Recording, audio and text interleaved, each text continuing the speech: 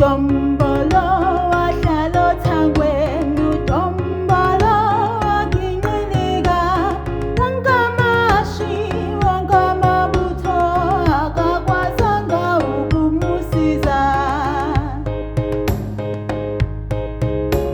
uDombolo wahlala othangweni, uDombolo waginqilika, wonke amashi, wonke amabutho akakwazanga ukumusiza.